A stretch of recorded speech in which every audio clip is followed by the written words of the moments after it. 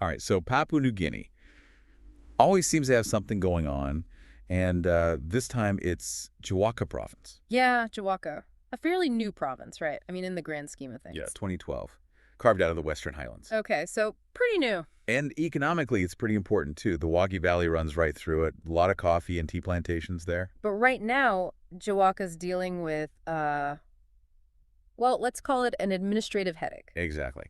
And that's our deep dive for today.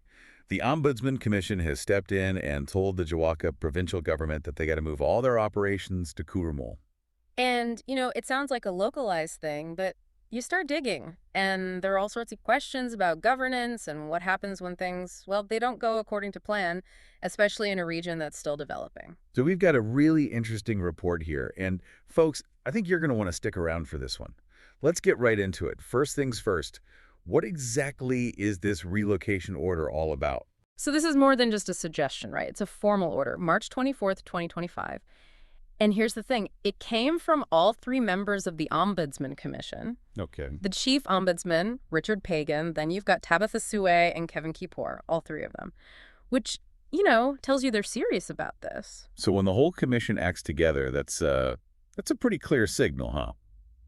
What's the legal basis for an order like this? It all goes back to Section 27(4) of PNG's Constitution. It basically says that the government's operations have to be in their official spot. And by the way, this whole thing was reported in the Post-Courier, same day. Okay, so it's in the Constitution, it's official. Hmm. What exactly needs to move? I mean, are we talking a few filing cabinets and a desk or... Oh, no, this is comprehensive. We're talking the whole shebang. Office of the Provincial Police Commander, all their officers, anywhere they're operating outside of Kurumul, gotta move. Same goes for the Provincial Finance Office. Manager, officers, the whole lot. And any other public offices, public servants, if they're not in Kurumul, they're supposed to be. There's even a specific plot of land mentioned in Kurumul. Okay, so it's a big move, no doubt about that. But why? What prompted the Ombudsman Commission to drop the hammer like this? This didn't just happen overnight. They spent 2 years investigating after getting complaints. 2 years? Yeah, 2 years. And who are these complaints from? Local level government presidents within jiwaka, and get this, public servants who'd been terminated. So there were some internal folks raising flags, too. It seems that way. And their main beef. They called it the, quote, illegal relocation of the jiwaka provincial headquarters. It got moved away from Kurumul, which is, remember, the capital according to the Constitution. So the Ombudsman Commission is basically saying, nope, you got to follow the law. Back to Kurumul you go. 2 years is a long time to investigate. This must have been pretty thorough. What are the consequences if they just say, nah, we're good here? It's not optional. The order says they have to relocate immediately. And if they don't, it's considered misconduct in office. That's right there in Section 27(5) of the Constitution. So not just a slap on the wrist, then? Not at all. Could even end up in front of a leadership tribunal. Section 28(1) lays out the penalties. We're talking serious stuff. Now, I know the report mentions a project to build a new provincial headquarters. Ah, yes. The big PHQ project. That adds a whole other layer to this, doesn't it? It really does. Fill us in. So January 2021, big fancy ceremony. Even the prime minister was there. A 225 million Kina project to build a brand new PHQ in Kurumul. Funding was supposed to be split between the national government and the jiwaka government. Sounds straightforward, right? Sounds like a good plan. Well, here's the catch. After the 2022 elections, everything just stalled. And get this, there are allegations that about 35 million Kina just vanished. Poof. That's what they're saying. Diverted, maybe? Naturally, people were outraged. And the former governor, Dr. William Tungjamp, he even went to court to try and get the project back on track. So wait, they were planning to build in Kurumul, but then things moved somewhere else, and then this MVIL thing pops up. Talk about mixed signals. Yeah, that MVIL situation really throws a wrench in the works. The Motor Vehicles Insurance Limited, they had their customer service center in Kurumul, right?